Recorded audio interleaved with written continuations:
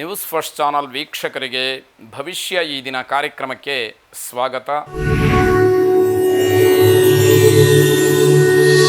ಮೊದಲು ಮೇಷರಾಶಿ. ಮೇಷರಾಶಿಯವರಿಗೆ ನೀವು ನಿರೀಕ್ಷೆ ಮಾಡಿದಂತಹ ಕೆಲವು ಕೆಲಸಗಳು ಬಹಳ ನಿಧಾನವಾಗಿ ಆಗುತ್ತೆ. ಆಗ ನಿಮ್ಮ ತಾಳ್ಮೆಯನ್ನು ಕಳ್ಕೊಳ್ತಕ್ಕಂಥದ್ದು, ಸಿಟ್ಟಿಗೇಳುವಂಥದ್ದು ಇದು ಯಾವುದೂ ಬೇಡ. ಕೆಲಸ ನಿಧಾನ ಆಗ್ತಾ ಇದೆಯಾ, ಆ ಕೆಲಸ ಸರಿಯಾಗಿ ಆದರೆ ಸಾಕು ಅನ್ನುವಂತಹ ಮನಸ್ಥಿತಿಯಲ್ಲಿದ್ದರೆ ಅದು ಅನುಕೂಲವಾಗುತ್ತೆ ಎನ್ನುವಂಥದ್ದು. ನಿಮ್ಮ ತಪ್ಪಿಗೆ, ನೀವು ಮಾಡಿದಂತಹ ತಪ್ಪಿಗೆ ಬೇರೆಯವರನ್ನ ದೂಷಣೆ ಮಾಡ್ತಕ್ಕಂಥದ್ದು ಸರಿಯಲ್ಲ. ಕೆಲವರಿಗೆ ಅದೊಂದು ಸ್ವಭಾವ ಇರುತ್ತೆ, ತಾವು ತಪ್ಪು ಮಾಡ್ಕೊಂಡ್ಬಿಡ್ತಾರೆ, ಆ ತಪ್ಪನ್ನು ಬೇರೆಯವ್ರ ಮೇಲೆ ಹೊರಿಸುವಂಥದ್ದು.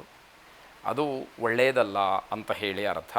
ಅತಿಯಾದಂತಹ ಸಿಟ್ಟಿನಿಂದ, ಕೋಪದಿಂದಲೇ ವ್ಯವಹರಿಸ್ತಕ್ಕಂತಹ ಸಾಧ್ಯತೆಗಳಿರುತ್ತೆ. ಅದು ನಿಮಗೇ ತೊಂದರೆ. ಅದರಿಂದ ಸಿಟ್ಟು ಮಾಡಿಕೊಳ್ಬಾರ್ದು, ವ್ಯವಹಾರ ಕೆಟ್ಟು ಹೋಗುತ್ತೆ ಎನ್ನುವಂಥದ್ದು ತಿಳುವಳಿಕೆ. ತಮ್ಮ ಬಗ್ಗೆ ಸಮರ್ಥನೆ ಮಾಡಿಕೊಳ್ಬೇಕಾದಂತಹ ಪ್ರಸಂಗ ಬರಬಹುದು. ನಿಮ್ಮನ್ನು ನೀವು ಸಮರ್ಥನೆ ಮಾಡಿಕೊಳ್ಬೇಕಾಗತ್ತೆ. ನಾನು ಮಾಡಿದ್ದೇ ಸರಿ, ಕಾರಣಗಳು ಹೀಗೆ ಅಂತ ಹೇಳಿ ಎಲ್ಲವನ್ನೂ ಕೂಡ ವರದಿ ಒಪ್ಪಿಸಬೇಕಾದಂತಹ ಪರಿಸ್ಥಿತಿ.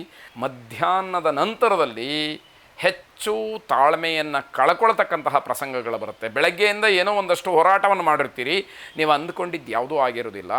ಆಗ ತಾಳ್ಮೆ ಕಟ್ಟೆ ತನ್ನಿಂದ ತಾನೇ ಒಡೆಯೋದಕ್ಕೆ ಪ್ರಾರಂಭ ಆಗುತ್ತೆ.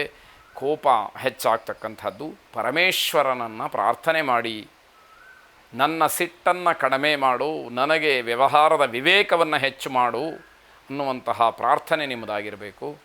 ಶುಭವಾಗಿ. ವೃಷಭ ರಾಶಿ. ನಿಮ್ಮ ಸ್ನೇಹಿತರ ಸಹಾಯ ಸಹಕಾರ ನಿಮಗೆ ಸಿಕ್ಕುವುದಿಲ್ಲ. ನೀವು ನಿರೀಕ್ಷೆಯಲ್ಲಿರ್ತೀರಿ, ನನ್ನ ಸ್ನೇಹಿತರಿದ್ದಾರೆ, ನನ್ನ ಆಪತ್ತಿನಲ್ಲಿ ನನಗೇನೋ ಸಹಾಯ ಮಾಡಿಬಿಡ್ತಾರೆ ಅಂತ. ಆದರೆ ನಿಮ್ಮ ಗ್ರಹಗತಿಯ ಫಲವೋ ದುರಾದೃಷ್ಟವೋ ಗೊತ್ತಿಲ್ಲ, ಅವರು ಯಾರೂ ನಿಮಗೇನು ಸಹಾಯಕ್ಕೆ ಬರದೇ ಇರತಕ್ಕಂಥದ್ದಾಗುತ್ತೆ. ಕಾಲು ನೋವಿನ ಸಮಸ್ಯೆಯೂ ಕೂಡ ನಿಮಗೆ ಹೆಚ್ಚಾಗುತ್ತೆ. ಹಾಗಾಗಿ ಬೇರೆ ಕೆಲಸಗಳಿಗೆ ಒಂದಷ್ಟು ತೊಂದರೆಗಳಾಗ್ತಕ್ಕಂಥದ್ದು. ನೌಕರರಿಗೆ ಮಧ್ಯಮ ಫಲ.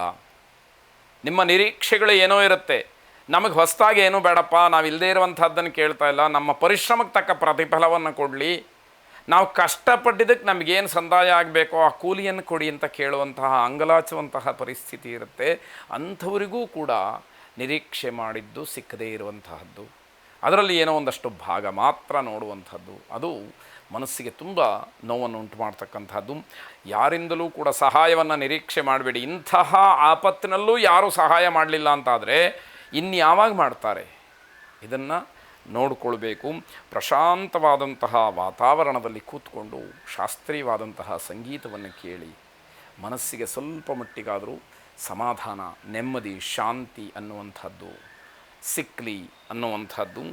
ವೃತ್ತಿಯನ್ನು ಬಹಳ ಗಂಭೀರದಿಂದ ಪರಿಗಣಿಸ್ತಲೇ ಕಷ್ಟಕ್ಕೆ ಸಿಗ ಹಾಕ್ಕೊಳ್ತೀರಿ. ಯಾವುದೋ ಒಂದು ವೃತ್ತಿಯನ್ನು ಮಾಡ್ತಾ ಇರ್ತೀರಿ, ತಾತ್ಸಾರ ಅದರ ಬಗ್ಗೆ. ಇದರಿಂದ ಏನಾಗುತ್ತೆ ನೋಡೋಣ.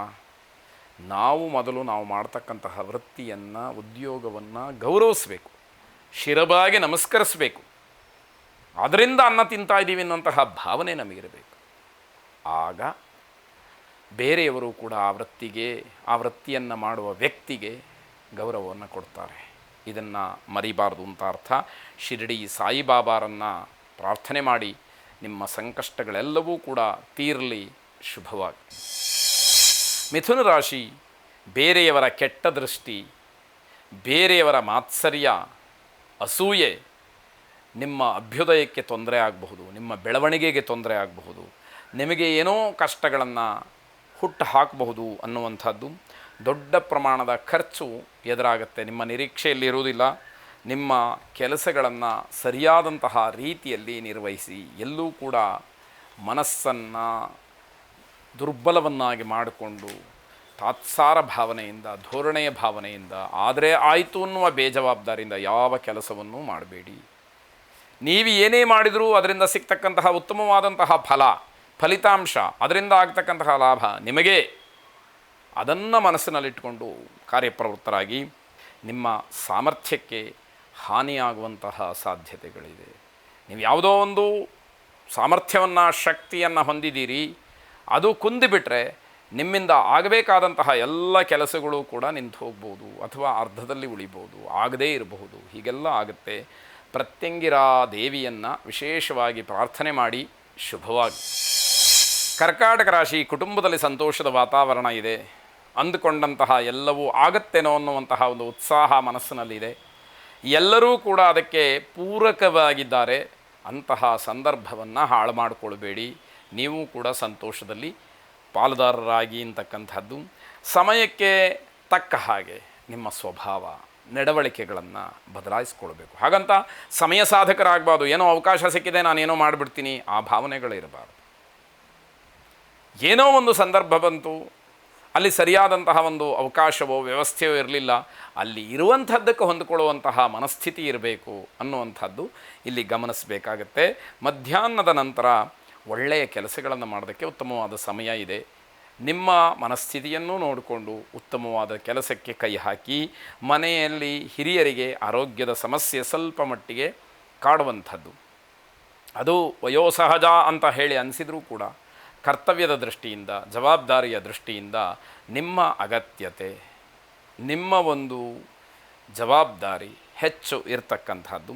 ಅಮೃತ ಮೃತ್ಯುಂಜಯ ಜಪವನ್ನು, ಅಮೃತ ಮೃತ್ಯುಂಜಯ ಮಂತ್ರ ಪಠನೆಯನ್ನು ಮಾಡಿ, ಮೃತ್ಯುಂಜಯಾಯ ರುದ್ರಾಯ ನೀಲಕಂಠಾಯ ಶಂಭವೇ ಅಮೃತೇಶಾಯ ಶರ್ವಾಯ ಮಹಾದೇವಾಯ ತೇ ನಮಃ ಎಂಬತಕ್ಕಂತಹ ಮಂತ್ರವನ್ನು ಹಿರಿಯರಿಗೋಸ್ಕರವಾಗಿ 108 ಬಾರಿ ಪಠನ ಮಾಡಿ. ಶುಭವಾಗಿ.